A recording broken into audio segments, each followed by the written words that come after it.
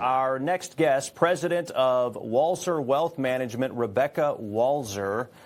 Rebecca, thanks for joining us this afternoon. Obviously, we are waiting to hear President Trump speak about the economy. What do you expect that we'll hear from him this afternoon? You know, I think he's going to tout that the fact is that inflation has dropped. You know, we had a 2.7 year-over-year rate hike in December, and that dropped to 2.4% unexpectedly. In his press announcement, he talked about core inflation, which includes food and energy, being most indicative of year-over-year price increases, and that dropped to 2.5% or is 2.5%.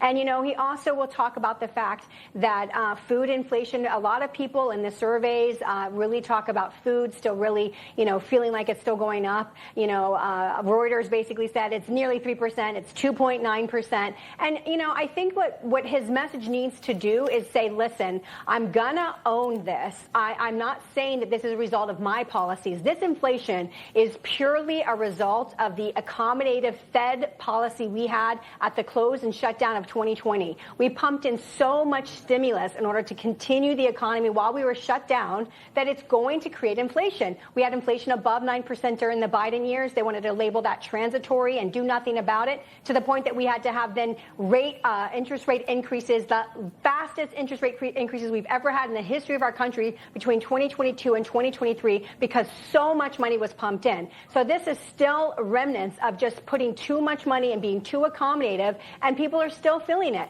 So it's not a result of exactly what Trump did. He has attacked this in multiple ways, like to your point, the one big beautiful bill, obviously no tax on tips up to $25,000 that have to be declared. I'm a tax lawyer, so I have to give little disclaimers. You know, no tax on Social Security, which is $6,000 for individual, $12,000 no tax on Social Security. It phases out, but it is there now. And about, you know, most people, most households are going to expect at least $1,000 in additional tax refunds, because the one big beautiful bill was effective January 1st of last year, but the IRS did not change the withholding provisions of the actual withholdings of all of 2025. So most people are going to get at least $1,000 back, and that's the average. So he's got a lot of wins, but the fact is that people still feel pressed because inflation is still happening. We're not at a zero inflation rate, and we're closer to 3% than 2%, which is actually our target. So I feel like transparency, ownership of where we are, not trying to just say, hey, it's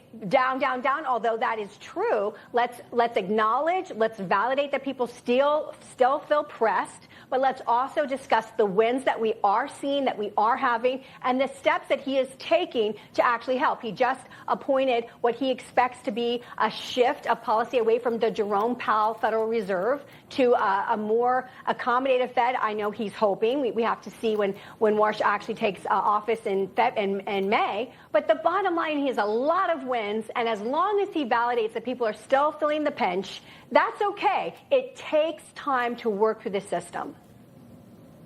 Yes, and I've argued for some time the line from the White House needs to be the best is yet to come. I'm glad you keyed in on the retroactive nature of some of those tax benefits. That is huge, no doubt about it. Let's talk quickly here about the Democrats getting into power, and we see that, of course, on page one, New York City Mayor Zohran Mamdani is staring down this massive budget shortfall, and his proposed budget is, of course, bigger than the entire state of Florida's.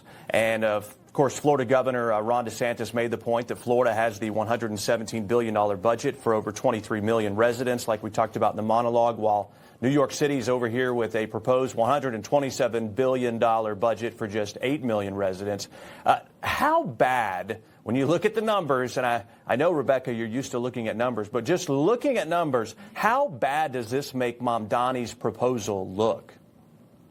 You know, I love this because this is really what we're running against. Trump is not running, and the midterms are not Republicans running against their record. It's really running against the opposite choice, right? And there is no starker contrast than Ron DeSantis in Florida, which, by the way, is my home state. Our corporate headquarters are in Tampa, Florida. There is no starker contrast than DeSantis to Mamdani, because look at that. You know, 8 million people versus 23 million people. And this is your choice. It's not Trump isn't great on inflation, so let's vote for the other guy. The other guy wants to tax you, wants to spend a lot more, and therefore wants to make your dollar economically not worthless, but worth less than it is in present day terms, which means more inflation. If you did not like eggs going up under Biden, then probably you're not going to like the blue side of the ticket. And that's what Republicans have to run against. Yes, we are very thin margins on the Republican House.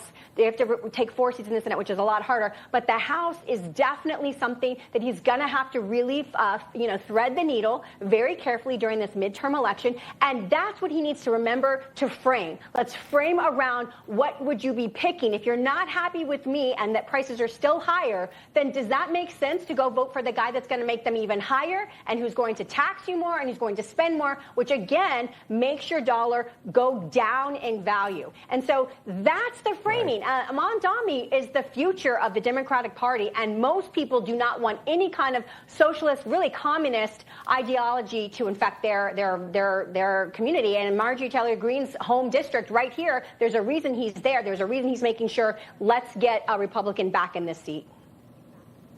Incredible insights there, Rebecca. We could ask you about questions all day, but we appreciate you being here.